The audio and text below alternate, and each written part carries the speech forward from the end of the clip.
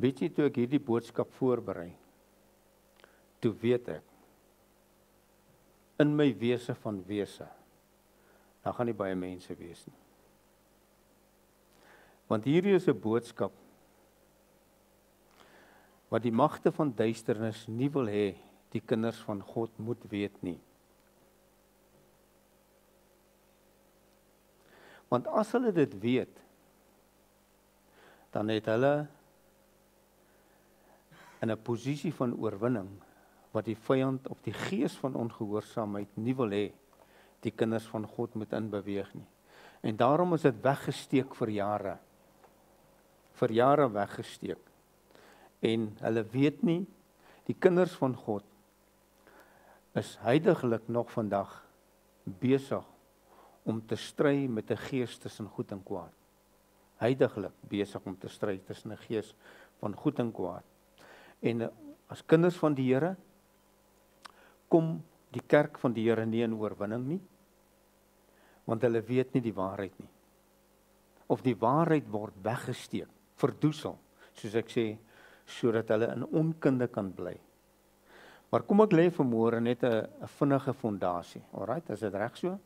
Ons weet dat die Here Jesus toe hy op die aarde kom, het hy vir 3,5 jaar het hy met sy disippels op die aarde gewandel en het hy hulle aangaande die koninkryk spesifiek geleer. Ek sê aangaande die koninkryk spesifiek geleer. En ek gaan dit vir u daar uit die woord van die Here uithaal. Jy kan saam met my na die boek van Matteus toe gaan. En ek gaan vir u in Matteus hoofstuk 10 lees. En ek gaan vir u vers 5, 6 en vers 7 lees. Matteus hoofstuk 10, en hy het hulle spesifiek, het hy gekom, en sy bediening was, om die koning, en die koninkryk, te openbaar,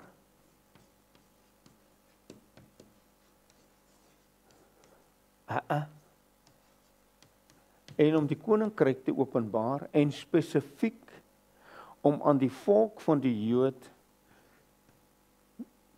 kom wil ek nou Engels skryf, maar die volk van die Jood te wys, dat hy is die koning, en hy het gekom om die koninkryk te openbaar. Dit was sy aardse bediening, uitsluitlik net dit. Alright? Dit is toe hy op die aarde geleef het, en toe hy gewandel het op aarde, was dit sy boodskap. Kom ons lees dit daar in Matteus hoofstuk 10, vers 5, vers 6 en vers 7. In vers 5 sê hy stuur sy 12 uit, hy sê, en Jesus het hierdie 12 uitgestuur, en hulle bevel gegee, en gesê, moenie gaan op die pad van die heidene nie. Sien jy dit daar? En moenie ingaan in 'n stad van die Samaritane nie, maar gaan liewer na die verlore skape van die huis van Israel. Alright? So sy bediening gaan oor die Jood, gaan spesifiek oor die Jood, en hy gaan spesifiek stuur hy sy mense uit, net vir die Jode. Hy sê, these 12, Jesus sent forth, and commanded them, saying, go not into the way of the Gentiles, and into any city of the Samaritans, enter ye not. Right? Vers 6 sê, but go rather to the lost sheep of the house of Israel. Ek wil dit net gou 'n nota daar maak, ek wil hê, to the lost sheep of the house of Israel. Vers 7, and as you go, preach, saying, the kingdom of heaven is at hand. Met ander woorde, hy sê, die koninkryk het naby gekom, dis nog nie daar nie, maar dit het net naby gekom. Alright? The kingdom is at hand. As jy nou na Matteus 15 toe gaan, Matteus 15, met ander woorde, hy sê vir hulle, gaan sê vir die Jood, die koninkryk het naby gekom. En as die koninkryk naby is, moet die koning van die koninkryk ook naby wees. Gaan sê, die koninkryk het naby gekom. Dis jou boodskap. Vir die Jood. Daar's nie 'n ander boodskap nie, dis jou boodskap vir die Jood. Gaan sê, die koninkryk het naby gekom. In Matteus 15 vind ons 'n baie interessante gebeurtenis. Right? 'n Kananeese vrou kom na die Here Jesus toe en sy vra vir die Here, Here, my kind is baie siek, wil jy hom nie asseblief, of wil jy haar nie asseblief gesond maak nie? En die Here antwoord daar in vers 24, 23, ekskuus, maar hy het haar nie 'n woord geantwoord nie. Hy het haar nie 'n woord geantwoord. Toe kom sy disippels nader en vra hom en sê, stuur haar weg, want sy roep agter ons aan. Maar hy antwoord en sê, ek is net gestuur na die verlore skape van die huis van Israel.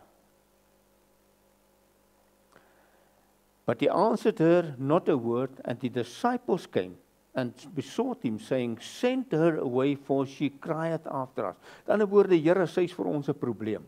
Sy loop die hele dag en skreeu agter ons aan en sê, Here, help.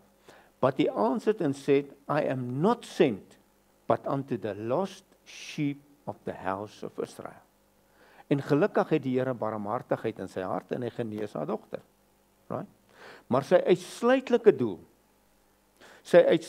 doel op aarde was net vir die verlore skape van die huis van Israel. Sy hele uitsluitlike doel. Toe hy op aarde wandel, was dit net vir Israel en om Israel verenig te kry, dat hulle met hulle koning verenig kan word en hulle koning kan raak sien. Dieselfde boodskap vind ons in Matteus hoofstuk 3. Matteus hoofstuk 3. Julle almal ken Johannes die Doper.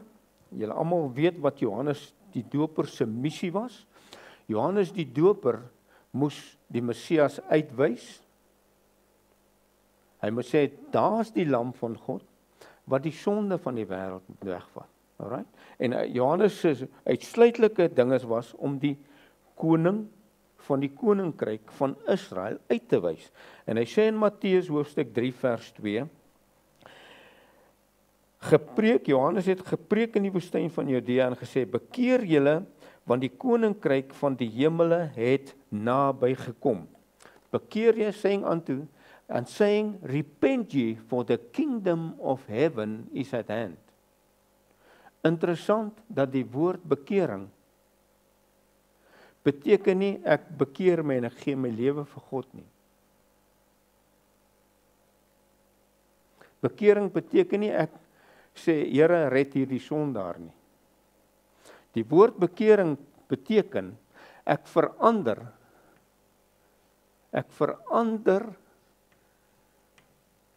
my gedagte aangaande die status quo. Verstaan ons? Ek verander my gedagte aangaande dit wat plaasvind huidiglik. En ek verander my gedagte na die feit dat die koninkryk het naby gekom. En Johannes sê vir hulle, die tyd het aangebreek dat julle gedagte moet verander van julle huidige godsdiens en julle huidige godsdiens op 'n punt gaan kom waar julle dit sal moet een kant toe skuif en julle vernuwe moet word in die gees van julle gemoed, sodat julle kan weet die koninkryk het naby gekom, want die koning van daardie koninkryk is alreeds binne in julle midde. En daarom kon hy opstaan en sê, daar's die lam van God. Sy enigste uitkenningsteken wat Johannes gehad het, is toe die Vader vir hom gesê het, jy moet die mense doop tot bekering. Julle moet mense doop, want Johannes het die doop van bekering gedoen. En julle moet die mense doop met die doop van bekering, sodat hulle kan glo in dit wat sal kom.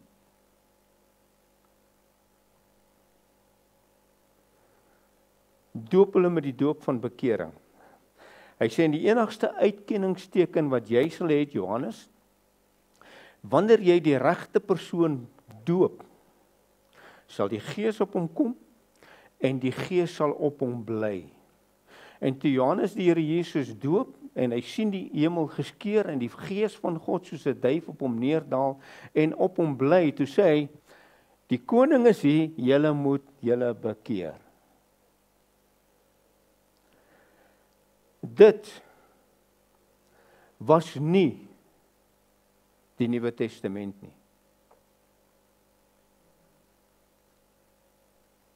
Ons aanvaar dat die Nuwe Testament begin by Matteus, hoofstuk 1 vers 1, Markus hoofstuk 1 vers 1, Lukas hoofstuk 1 vers 1 en Johannes hoofstuk 1 vers 1.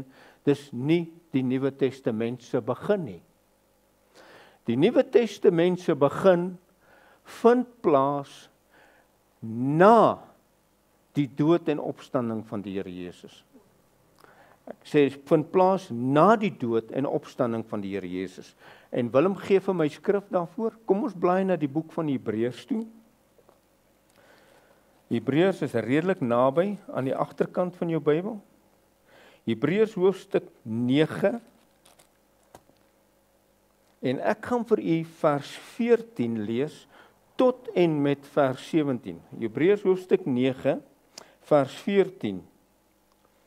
En hier praat die Hebreërs skrywer oor die vorige tempelbediening en die offers wat plaasgevind het. Alright, en nou sê hy, hoeveel te meer sal die bloed van Christus, wat homself deur die ewige Gees aan God sonder smet geoffer het, julle gewete, Here, dit is julle gewete reinig van wat? Julle gewete reinig van dooie werke om die lewende God te dien. Met ander woorde, hy sê, hierdie offer wat God gaan bring, gaan jou gewete van werke reinig. Right? Hy gaan jou gewete van werke reinig. Om die lewende God te kan dien. Alright? En daarom is hy middelaar van 'n Nuwe Testament. Luister nou baie mooi, daarom is hy middelaar van 'n Nuwe Testament, sodat terwyl daar 'n dood plaasgevind het, terwyl daar 'n dood plaasgevind het vir die verlossing van die oortredinge onder die Eerste Testament, die wat geroepe is, die belofte van 'n ewige erfenis kan ontvang. Want waar 'n testament is, moet noodsaaklik die dood van die testamentmaker aangekondig word. Met ander woorde, want 'n testament is geldig by sterfgevalle, aangesien dit nooit van krag is solank as die testamentmaker nog lewe nie. How much more shall the blood of Christ, who through eternal Spirit offered himself without spot to God, purge your conscience from dead works to serve the living God. And for this cause he is the mediator of the New Testament, that by means of death, for the redemption of the transgression that were under the first testament, they which are called might receive the promise of eternal inheritance.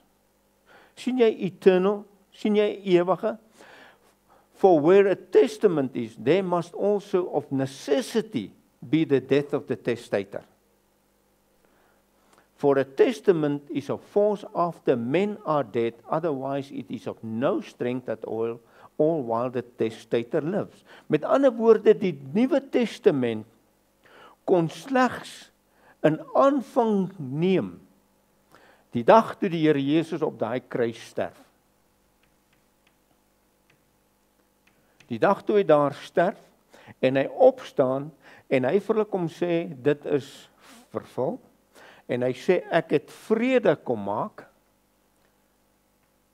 Ek het vrede kom maak en die vrede wat die Vader my gegee het, gee ek julle, Johannes 20. Hy sê nou kan julle gaan.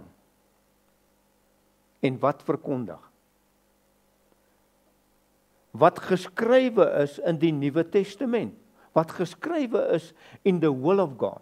Het jy al geweet, God doen niks aan buiten sy wil nie. Ons Afrikaners het dit gewil gevat, maar die Engels sê, he do nothing without his will. Met ander woorde, dit wat in die testament geskryf is. Dit wat in die testament geskryf is. En die Here stuur die apostels uit, en die apostels gaan na die verlore stamme van die huis van Israel.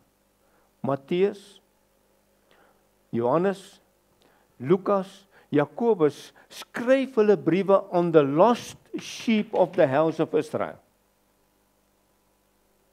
Niks met die heidene te doen nie. Hulle gaan na die verlore skape van die huis van Israel toe. Hulle doen alles wat die Here Jesus vir hulle gesê het om te doen, terwyl hy op aarde is, en terwyl hy opgevaar het hemel toe, gaan hulle met dieselfde boodskap, om aan die verlore skape van die huis van Israel, net 'n effense verandering te bring in die boodskap, en sê die koning het alreeds gekom. Die koning het alreeds gekom. Israel, julle koning het alreeds gekom, maar hulle gee geen inligting. Hulle gee geen inligting aangaande die testament nie. Jy weet, as jou testament by die prokureur lê, dan weet jy nie wat jy geërf het nie.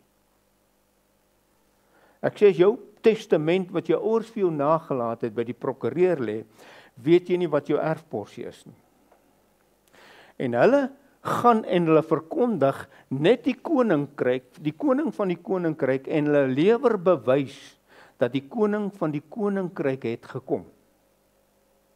Met ander woorde, hulle verkondig niks van wat die testament bevat na die dood van die Here Jesus nie. Hulle verkondig dit nie. Hulle verkondig niks aangaande dit nie. Ek gaan vir julle na die boek van Handelinge toe vat. Handelinge, hoofstuk 2, net om vir jou te bevestig van wat ek nou gesê het. Handelinge, hoofstuk 2, en ek gaan vir die vers 36 lees, en ons almal weet, dit is die uitstorting van die Heilige Gees, dis waar die Here Jesus, die belofte wat hy gesê het, hy van die Vader aan hulle sal stuur, word die Heilige Gees uitgestort. En hulle begin 'n vraag vra, die Jode wat daar rond staan, hulle begin 'n vraag vra. En in vers 36 maak Petrus hierdie stelling. Hy sê, laat dan die hele huis van Israel, sekerlik weet dat God hom Here en Christus gemaak het, hierdie Jesus wat julle gekruisig het. Hy sê, God giet hierdie Gees uit vir 'n bewys aan die Jood. Hoor jy wat ek sê? Vir 'n bewys aan die Jood, dat hierdie Jesus wat julle daar gekruisig het, was eintlik julle koning. Lees ek reg, Lisa? Was eintlik julle koning, en julle het julle koning gekruisig, maar gelukkig het die koning opgestaan, en die koning het vir ons 'n testament nagelaat, maar as bewys van Israel, dat die koning van die koninkryk het gekom, sê hy, die bewys is, julle sal met vreemde tale praat, en Israel sal dit ervaar en beleef. Daarom sê hy, Jode wat versprei is in Antiochië en elke land waartoe die Jode versprei was, het hulle gehoor toe hulle kom op die dag om te kom aanbid by die tempel, toe hoor hulle, maar hierdie Jode praat in die tale waarin ons gebore is. En waar kom hierdie verlore skape van die huis van Israel vandaan? So 'n bietjie agtergrond. Waar kom hulle vandaan? Jy weet dat met die beeld van Nebukadneser is Jode versprei. Toe kom die Mede en die Perse, die Jode is versprei. Toe kom die Grieke en die Jode is versprei. En toe kom die Romeine en hulle word nog erger versprei. So die Jode was versprei reg oor die land, of oor die bewoonde land van daai tyd. En oral in elke land was 'n klomp Jode, en die apostels moet aan daardie Jode gaan bewys dat die koning van die koninkryk het gekom en 'n prys betaal. Maar weet jy wat, hulle kom nooit werklik by die prys uit nie. Hulle wys nooit werklik wat die prys behels nie. En God moet 'n ou met die naam van Paulus roep. Paulus wat 'n Jood is, hy het opgegroei in al hierdie werke wat plaasgevind het voor die kruisiging, en God kon vir Paulus wys en openbaar dat die bloed van Jesus gewetes kan reinig van dooie werke. En Paulus moes dan die testament, Paulus deur die Gees maak die seels oop van die testament, en God openbaar vir hom wat binne die testament geskryf staan. wat in ander tye aan die mensekinders nie beskikbaar was. Therefore, let all the house of Israel know, assuredly that God hath made that same Jesus whom ye have crucified, both Lord and Christ. En dis waarmee hulle die heeltyd gesukkel het, om bewys te lewer dat Jesus is die Christus. En hulle word vasgevang in dit. Hulle kom nie uit dit uit nie, want hulle kry die hardnekkige Jode nie oortuig dat Jesus die Christus is nie. En God moet Paulus roep, en God moet deur openbaring vir Paulus die seels laat breek, om te sien wat binne in die testament geskryf staan. Binne in die testament geskryf staan.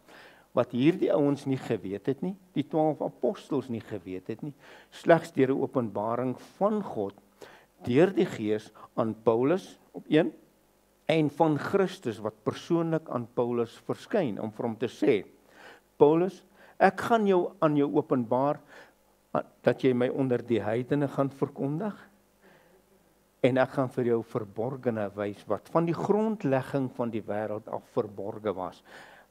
Ek sê van die grondlegging van die wêreld af, verborge was, met ander woorde, niemand het geweet, van die grondlegging van die wêreld af, wat die prys en die testament sal behels nie. Niemand het dit geweet nie. Ek sê niemand het dit geweet nie. Kom ons gaan 'n bietjie verder. Hy sê, Paulus word geroep om bekend te maak, om die testament te openbaar en te verklaar. Right? So die Nuwe Testament word eers geboor of oopgemaak. Die testament word eers bekend gemaak die dag nadat die sterfgeval plaasgevind het. Met ander woorde, niemand kon geweet het wat in the will of God was written. Nobody knows what God was written in his will. Niemand het dit geweet nie. Van die grondlegging van die wêreld af, was dit verborge. Niemand het dit geweet nie. Hulle kon net profeteer na die heerlikheid wat sal volg, maar hulle het nie geweet wat dit behels nie. Ek wil sê, hulle het net geprofeteer na Christus toe, en hulle het geprofeteer, daar sal 'n heerlikheid wees, maar hulle het nie geweet wat dit is nie. En God moes 'n Paulus roep, of 'n persoon roep, wat gewillig was om gehoorsaam te wees, om buite die status quo op te tree, en bekend te maak, wat net God aan hom kon wys. En Paulus het gesê, Here, jy het my geroep, en ek sal doen wat jy sê. Ek sal dit openbaar. Nou kom ons kyk 'n bietjie na die boek van Efesiërs hoofstuk 3, kom ons gaan 'n bietjie, kan ek vir jou baie goeie raad gee vanmôre. As jy omtrent die wil van God in detail lees, wil weet, as jy dit wil weet en dit wil verstaan, dan lees jy die boek van Efesiërs saam met Kolossense. Want Paulus het die gemeente van Efesiërs gestig, maar hy het nie die gemeente van Kolossense gestig nie. Hy het net gehoor, Kolossense het hulle tot God bekeer. En dit wat hy in Efesiërs sê, gee hy in meer detail in Kolossense, want hy het nie aan hulle gepreek om te sê wat hulle ontvang het nie, en hy maak aan hulle die testament in 'n voller sin bekend. Alright, verstaan ons dit so? Okay, kom ons kyk na die boek van Efesiërs hoofstuk 3, en ek kan vir die vers 8 en vers 9 lees, en nou kan jy verstaan hoekom Paulus dit sê. Hy sê, aan my die geringste van al die heiliges is hierdie genade gegee om onder die heidene die evangelie van die onnaspeurlike rykdom van Christus te verkondig. Alright? Unto me who am less than the least of the saints is this grace given that I should preach among the Gentiles the unsearchable riches of God. Met ander woorde, maak nie saak hoe slim jy in godsdiens was nie, jy kon dit nooit ontdek nie. Maak nie saak hoe ver gevorderd jy in die godsdiens wees, jy kon dit nooit ontdek nie. Hy sê mos, die onnaspeurlike rykdom van God. En vir almal aan die lig te bring, wat die gemeenskap is van die verborgenheid, wat van eeue af verborge was in God, wat alles geskape het deur Christus Jesus. Alright? And to make all men see what is the fellowship. Met ander woorde, Paulus sê, luister wat hy daar sê, ek gaan mense laat sien wat die verborgenheid is. Ek gaan dit demonstreer in my lewe. Ek gaan mense laat sien. To make all men see what is the fellowship of the mystery, which from the beginning of the world had been hid in God who created all things by Jesus Christ. Met ander woorde, dit wat in God was, moes hy in sy testament neerpen vir Paulus om dit aan die wêreld te kan bewys, te openbaar en dan daarin te wandel. Alright? Dis wat hy sê. Nou sê, die testament kon slegs geldig wees nadat die Christus gekruisig is en opgestaan het en doodgegaan het. Nou gaan ons na Kolossense toe en ons gaan na die boek van die Kolossense toe en ek wil vir u daar in Kolossense hoofstuk 1 vers 25 tot en met vers 27 lees. Luister nou, wat het Paulus in Efesiërs gesê? Alright? Aan hom die geringste is dit geopenbaar om aan die mense te wys. Nou sê in Kolossense hoofstuk 1 vers 25, waarvan ek 'n dienaar geword het, volgens die bediening van God wat aan my gegee is, in julle belang, om die woord van God te vervul. Sien jy dit daar? Whereof I am made a minister according to the dispensation of God, which is given to me for you to fulfill the word of God. Met ander woorde, ek is hier om vir jou te sê, wat God in sy testament bepaal het. En ek gaan vir jou die woord van die testament oopmaak. Ek gaan vir jou die seël oopmaak. Ek gaan vir jou die seël breek, sodat jy kan weet, ek is nou die prokureur, en ek maak die testament oop, en ek gaan dit vir jou wys. En ek gaan vir jou sien, laat sien, wat God vir jou bepaal het. Right, vers 26 van dieselfde ding sê, om die woord van God te vervul, in julle belang, om die verborgenheid van die, wat van eeue en geslagte af verborge was, maar nou geopenbaar is. Alright? Even the mystery which have been hid from ages and from generations, but now is made manifest to his saints. Met ander woorde, hy sê, ek gaan vir jou oopmaak, wat God aan die heiliges wou wys, wat niemand voorheen kon weet nie. Want die testament was nog nie geskryf nie. Niemand. God het dit in sy hart gehad, maar niemand kon dit weet nie, niemand kon dit verstaan nie. Okay, vers 27 sê, dat aan wie God wou bekend maak, wat die rykdom van die heerlikheid van hierdie verborgenheid onder die heidene is, dit is Christus onder julle, die hoop van die heerlikheid. Alright? To whom God would make known what is the riches of the glory of this mystery among the Gentiles, which is Christ in you, the hope of glory. Met ander woorde, Paulus sê, ek wil hê jy moet sien, wat God in die testament geskryf het, aangaande Christus, wat in jou is. Chris, verstaan ek die Bybel verkeerd? The hope of glory, which is Christ in you, the hope of glory. Met ander woorde, daar is 'n hoop vasgevang, dat jy sal kennis neem van wat die testament sê, en God hoop dat jy sal dit raak sien, dat jy in Christus lewe, en Christus in jou lewe. Ek hoop, God sê, ek gee vir jou die openbaring van daai testament, maar ek wil hê, Paulus, jy moet die mense dit laat sien. Jy moet dit laat hulle dit ervaar, hulle moet dit beleef, en as dit nodig is, dan demonstreer jy dit aan hulle, dat hulle kan sien, wat werklik die geval is. Right. Nou sê in Efesiërs, kom ons te gaan terug na die boek van Efesiërs, Efesiërs hoofstuk 3, en dan gaan ek vir die vers 3 en 4 lees.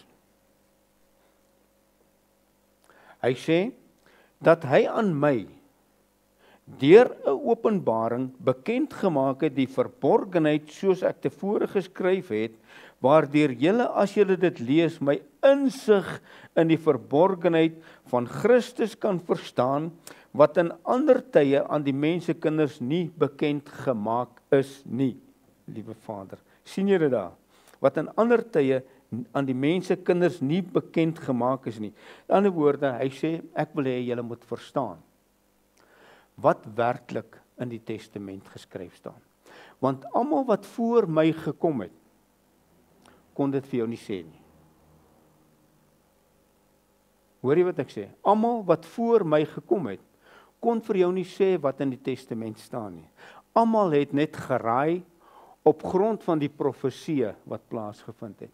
Maar die skrif is baie duidelik, Chris, as hy sê, almal het geprofeteer net tot op Johannes. En Christus het gekom om te vervul wat geprofeteer was. En daarna los hy 'n testament. Om vir jou te kan sê wat jy 'n erfgenaam van is. Want 'n testament sê mos wat jy erf. The will of God explain what is your inheritance. En Paulus sê, ek kom om vir jou te sê, what did you inherit in Christ? What did you inherit in Christ? Nou sê hy vir ons in Efesiërs, hoofstuk 2, vers 15 en vers 16, en verstaan nou baie mooi die volgende. Verstaan dit baie mooi. Hy sê in vers 15, deurdat hy in sy vlees, nou het ek vanmôre 3 borde nodig, dat hy in sy vlees, kan ek dit hierso skryf, ek skryf nou wat na sy sterfgeval plaasgevind het, in sy vlees, right? Hy het in sy vlees, right? Luister nou baie mooi, in sy vlees, die vyandskap tot niet gemaak, die wet van gebooie wat in insettinge bestaan, sodat hy deur vrede te maak, die twee in homself tot een nuwe mens kon skep. Having abolished in his flesh the enmity. Wat is enmity? Young lady, what is enmity? Alles wat teen jou staan, om jou te beskuldig en aan te kla. The enmity, even the law of commandments, luister na wat sê, even the law of commandments contained in ordinances, for to make in himself of twine one new man, so making peace. In ander woorde, hy skep een nuwe mens, en hy vat alles weg, wat jou kon beskuldig, en hy skep 'n nuwe mens, en in daai nuwe mens het hy vrede gemaak. Alright, nou kom ons kyk wat sê, in vers 16, en albei in een liggaam met God kon versoen deur die kruis, nadat hy die vyandskap doodgemaak het. Met ander woorde, waar maak hy die vyandskap dood? In sy vlees, op die kruis, vat hy die vyandskap. Wat is die vyandskap? Jy het nie vyandskap, vat hy weg. The ordinances, and the accusations, and everything that withheld you, and accusing you for having God's best. Hy sê, ek het dit uit die pad uitgevat, en ek het die vyandskap daarvan vernietig. Alright? So hy het die vyandskap daarvan vernietig. Nou sê in Kolossense, kom ons gaan terug na die boek van Kolossense, hoofstuk 1, Chris, jy volg my, né?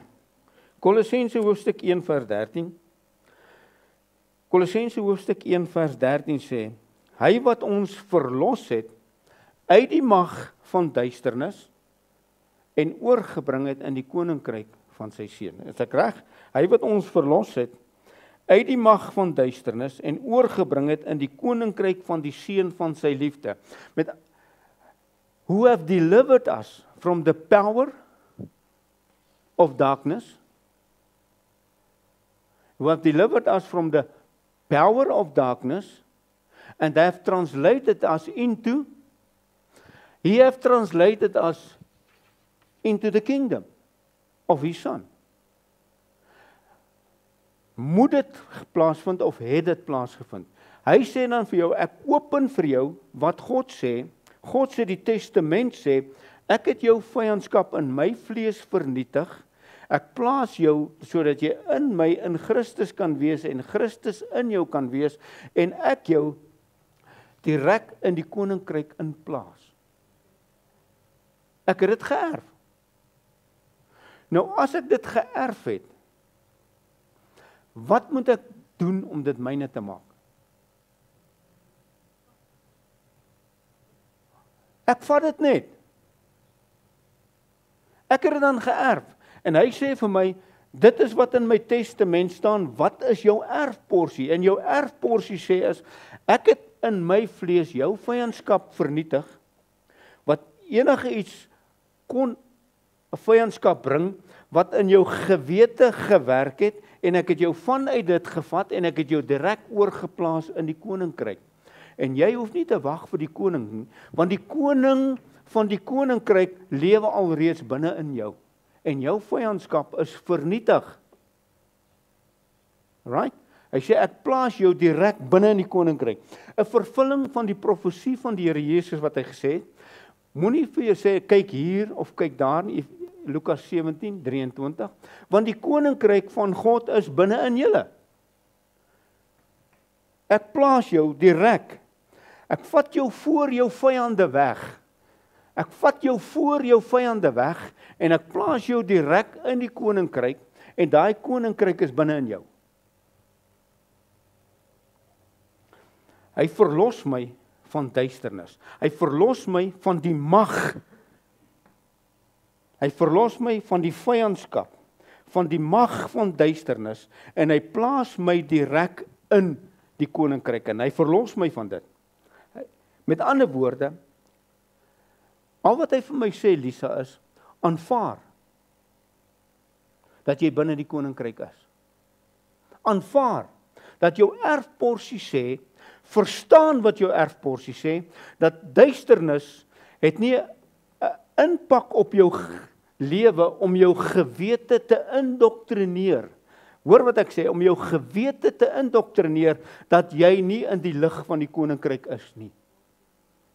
Daarom sê Paulus, word vernuwe in die gees van jou gemoed, sodat jy kan beproef wat die goeie, welgevallige en volmaakte wil van God is, so that you can experience what is the will, the testament, so dat jy dit kan ondervind, ervaar, beleef en sien, en in jou lewe deel van jou lewe kan maak, want jou vyandskap het ek in my vlees namens jou vernietig, en ek het jou vyand uit die pad uitgevat, en jou direk koninkryk toegevat, sodat niks jou kan indoktrineer nie, as jy net weet, dat die lig, die mag van duisternis probeer om hier in jou lewe te werk.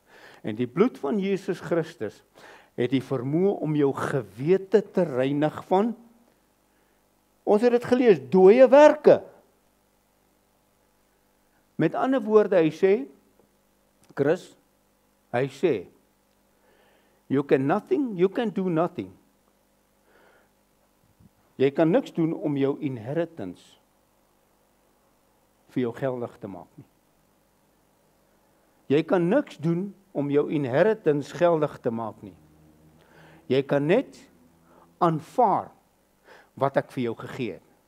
Ek het vir jou my huis nagelaat. Al wat jy moet doen, trek in die huis in. Dis jou erfporsie. Jy hoef nie te gaan werk om die huis te koop nie. Jy hoef nie af te betaal elke maand aan die bank om die huis te kan besit nie. Dis jou huis. En so kom ek sê, ek het my wil bekend gemaak. I've opened my will to Paul, so that Paul can tell you what is written in the Testament. And you have inherited certain things. Right. Nou wil ek hê, ons moet baie mooi luister. Wat sê Kolossense? Het ek hom al gelees? Kolossense 2 vers 13 en vers 16. Kolossense 2 vers 13 en vers 16. Luister nou baie mooi. En julle,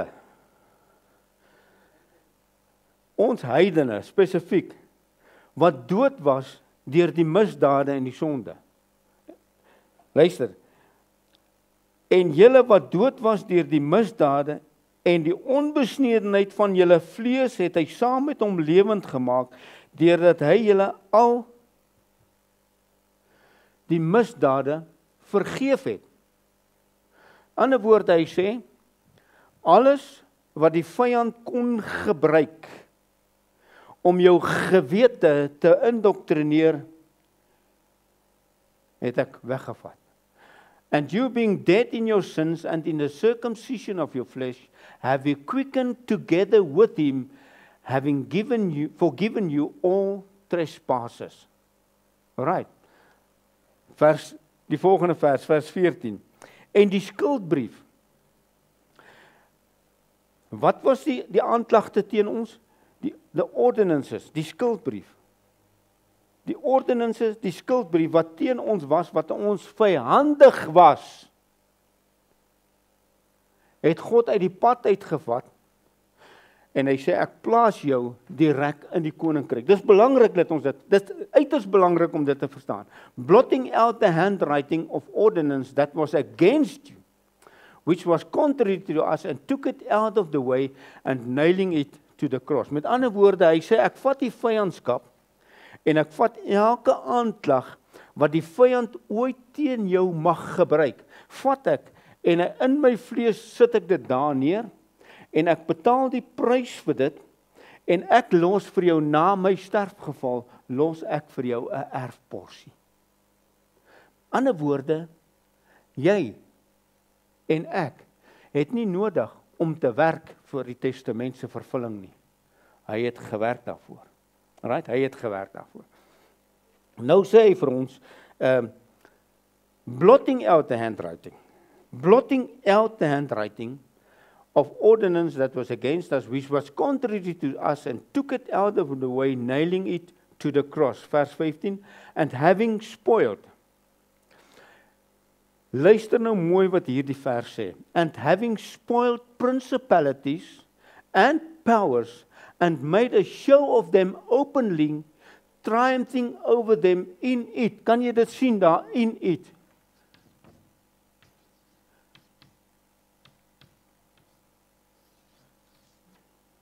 Sien jy dit daar? And triumph over it, them in it. Met ander woorde, hy sê, ek triomfeer, deurdat ek hulle beskuldigings kan vat, of hulle beskuldigings gevat het, wat hy teen jou kan gebruik. En ek vat daai ding en ek sit dit daar aan die kruis vas. En omdat ek dit aan die kruis vasgenaal het, triomfeer ek in die oorwinning van die beskuldigings, sodat hy nie 'n beskuldiging kan hê nie.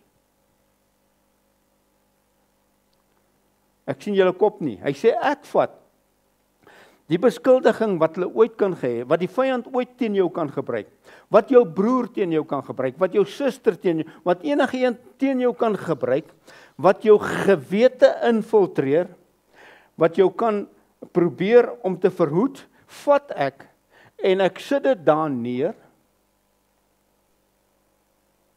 en omdat ek dit daar neergesit het, en jou skuld weggevat het die vyand niks om jou mee aan te kla nie, en daaroor het ek openlik oor hom getriomfeer. Met ander woorde, ek sê openlik vir die vyand, hierdie persoon vir wie ek die prys betaal het, het jy geen voet om op te staan nie. Met ander woorde, hierdie persoon het ek gevat, en ek het hom saam met my dood gemaak, ek het saam met hom gesterf op die kruis, en ek het hierdie persoon, vyand luister, ek het hom uit die mag van jou koninkryk uitgehaal, en ek het hom in my eie koninkryk ingesit, en jy het geen voet vir 'n aanklag nie, jy het niks, en omdat ek hom verhoog het, om te wees op die plek waar ek is, omdat ek hom verhoog het, om te wees op die plek waar ek is hy in 'n posisie hoër as sy aanklaer. Verstaan ons dit? Hy sê, ek vat jou, dit wat jou vyand kan gebruik, van Moses af, van Adam af, vat ek alles wat die vyand kan gebruik. En ek sit dit daar vas, En ek maak die man wat kon beïnvloed word, maak ek saam met my dood in jou vlees, sterf ek, en ek haal hom uit die duisternis uit, en ek sit hom direk binne in my koninkryk, sodat die koning van duisternis geen aanklag het nie, en weet, dat as hierdie erfgenaam van my dit weet en vat, sit hy in neerlaag. Dan sit die owerhede en die magte en die wêreldheersers van die duisternis sit in neerlaag, want hulle mag is gebreek. Hulle het geen invloed nie. Al wat hy kan hê, hy kan net jou gewete probeer indoktrineer om vir jou die leuen te laat glo van die vyandskap. Maar daar is nie vyandskap nie. Die erfporsie sê, ek het vrede met jou gemaak, ek het vrede met jou verlede gemaak, en nou het ek jou in my koninkryk gesit, om vir my op hierdie aarde te heers as 'n koning oor die vyand, wat my kinders wil probeer in hulle gewete indoktrineer, dat hy magtiger as my kinders is, maar weet dit, dat my kinders is magtiger as die vyand. En die kerk kan dit nie vat nie. En daarom kon Paulus hierdie stelling maak, of Johannes, groter is hy wat in my is, as hy wat in die wêreld is. En weet jy, die kerk sê, maar die hele wêreld lê in die mag van die duiwel. Dit is nie so nie, die Engels sê, is under the oppression of the enemy. Maar hy lê nie in die mag van die vyand nie, want hierso is die vyand se mag gebreek. En hy het jou oorwinning oor die mag van die vyand gegee, die vervulling waarvoor hy sy disippels uitgestuur het, ek gee aan julle mag oor al die krag van die vyand, toe hy hulle uitgestuur het. Sê, en nou het ek die prys daarvoor betaal, en nou kan jy die testament oopmaak, dat jy is verhewe, en in staat om elke plan en misleiding van die vyand te kan verbreek. Jy het nie nodig om met hierdie vyand 'n geveg aan te knoop nie.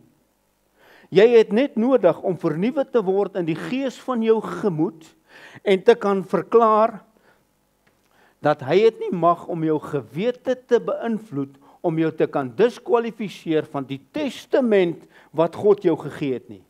Het jy gehoor wat ek sê? Die testament bly geldig. Maar as die kind van God wil beklei en veg en hoop dat die testament syne is, good luck vir jou. Maar die testament is joune, jy moet net vernuwe word in die gees van jou gemoed en sê, hy het die vyand in die openbaar tentoongestel en aan die vyand gewys, verklaar, hierdie man het ek saam met my laat sterf en hierdie man vat ek direk koninkryk toe. Daar is nie 'n koninkryk van die duisternis in die kind van God se lewe wat verweet dat hy geërf het om in die koninkryk te wees nie. Daarom sê die skrif, jy moet die wapenrusting van God aantrek, nie 'n mensewapenrusting, en die wapenrusting van God is juis dit. Jy moet weet en kan sien wat God jou laat erf het. Maar die kerk en ons is baie keer wil ons nie die erfporsie oopmaak nie. Ons sit en wag dat die Here Jesus eendag moet kom om die erfporsie oop te maak. Maar Paulus sê, man, God het my die seels laat oopmaak, sodat jy kan sien wat jou erfporsie is. Kolossense hoofstuk 1 vers 21. Kolossense hoofstuk 1 vers 21 sê hierdie ding. En julle wat vroeër vervreemd was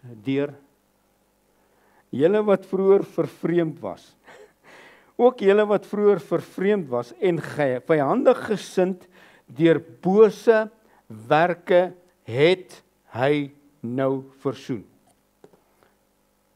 In ander woorde, hy sê, all your works is wicked works, it can never bring you to the testament. All your works is wicked works. En jy was vyandig gesind as gevolg van jou werke, het jy probeer om jou gewete skoon te kry vir 'n aanklag, terwyl dit boos is. Ek sê terwyl dit boos is.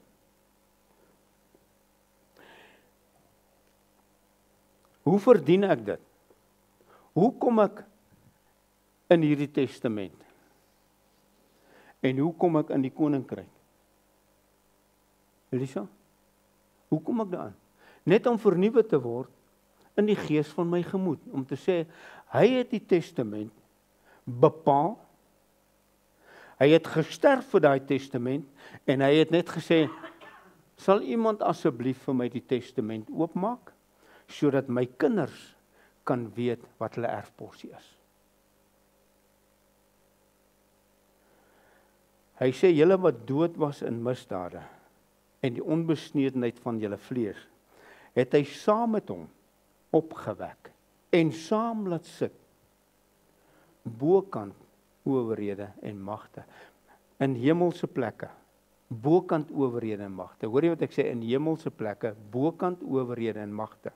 Met ander woorde, jy sal nie eendag 'n oorwinnaar wees, wanneer jy doodgaan en hemel toe gaan nie. Jy is in die plek van oorwinning as jy besef, dat my posisie is in die koninkryk, bokant alles waarvoor hy die prys betaal het, en ek al reeds sit in 'n posisie van 'n hemelse lewe en 'n hemelse ervaring en 'n hemelse waar hy sit aan die regterhand. As hy sê ek het jou saam met my verhewe en ek het jou saam laat sit. Ek het jou opgewek en ek het jou saam opgewek en ek het jou laat sit waar ek sit. Ja. Dan het ek het jou laat sit sodat jy kan sit waar ek sit. Waartoe het God hom opgewek? Bokant alle owerheid, alle mag, alle heerskappy in die huidige en ook in die toekomstige. En hy sê ek het jou laat sit saam met my om as koning in my koninkryk te kan heers. Dit wil sê, ek kan niks doen om my gewete te reinig, behalwe om my gewete te reinig deur die feit dat die testament klaar bepaal het. Ek kan nie my gewete gereinig kry voordat die kruisiging of voor die dood plaasgevind het nie, want die bloed van bokke en stiere kan onmoontlik julle gewete reinig van dooie werke nie, maar slegs die bloed van Jesus Christus. En toe daardie testamentmaker sterf, toe sê hy, Paulus, maak asseblief vir my kinders die testament oop, sodat my kinders kan sien wat is hulle erfporsie, en hulle kan dit ervaar en hulle kan dit beleef. Laat hulle het nie nodig om te stryd teen dit nie. Die Bybel sê ons worstelstryd is nie teen vlees en bloed nie, maar teen die owerhede, teen die magte. Ons worstelstryd is deur die leuns van die vyand, wat vir jou probeer sê, jy is nie in die koninkryk nie. Dit is die probleem. En ons as kerk van die Here Jesus, wil elke dag 'n geveg en 'n worstelstryd aanknoop. Paulus sê, my worstelstryd is nie teen vlees en bloed nie, maar ons is daar om die planne te verbreek. Ek is daar om vir die vyand te sê, vyand, jy praat nie die waarheid nie. Hierso het God my verhef bo jou, en jy moet luister wat ek sê, nie wat ek luister wat jy sê nie. Jy moet luister wat ek sê.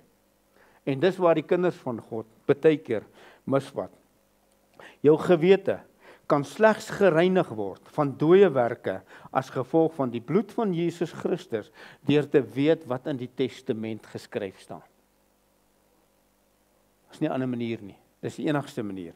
Hy sê in hierdie erfporsie wat ek vir jou gegee het, is 'n ewige erfenis.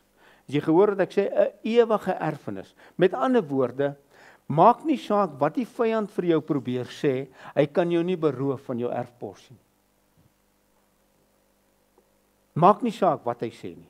Maak nie saak wat hy probeer jou pad langs gooi nie. Hy kan jou nie beroof nie, want jou erfporsie, my testament sê dat jou erfporsie is vir ewig. Dis 'n ewige erfenis. En ek lewe vir ewig in hom, en hy lewe vir ewig in my.